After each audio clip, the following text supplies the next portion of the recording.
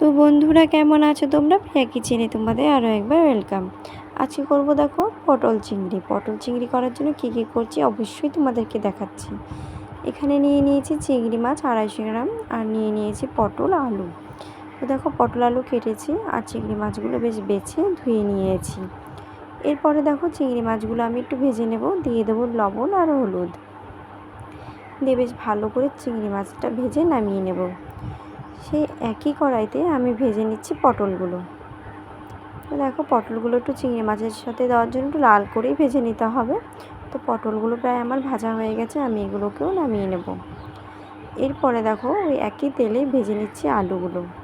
আলু ভেজে নামিয়ে সেখানে দিয়ে দিলাম জিরা ফোড়ন, 2টো তেজপাতা দিয়ে বেশ ভালো করে পেঁয়াজ কুচি দিয়ে বেশ মশলাটাকে কিন্তু আমি এইভাবেই কষিয়ে নেব। দিয়েছি কেটে রাখা টমেটোটা। এরপরে দিয়ে দেবো আদা বাটা, রসুন বাটা, পেঁয়াজ বাটা বেশ ভালো করে এটা মশলাটাকে একটু কষিয়ে নিচ্ছি।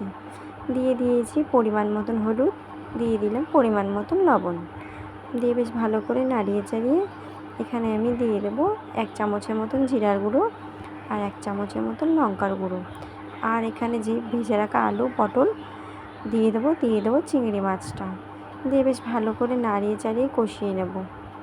তো দেখো প্রায় কষানো হয়ে গেছে, দিয়ে দেবো গোটা কয়েক চিনি দিয়ে বেশ ভালো করে নাড়িয়ে একটু মশলার বাটির জল দিয়ে একটু সামান্য পরিমাণে কষিয়ে নেব। তো দেখো আমার কিন্তু এখানে কষানো হয়েই গেছে। এরপরে দেখো এখানে আমি দিয়ে দেবো পরিমাণ মতন জল দেওয়ার পরে তরকারিটা ফুটতে দেবো একটু সময়। তারপরে দেখো ফোটার পরে দিয়ে দিয়েছি এখানে শাহি গরম মশলা দিয়ে বেশ ভালো করে এবার আমি পটল চিংড়িটা নামিয়ে নেব। তো দেখো আজকে আমার পটল চিংড়ি রেডি। তো বাই বন্ধুরা।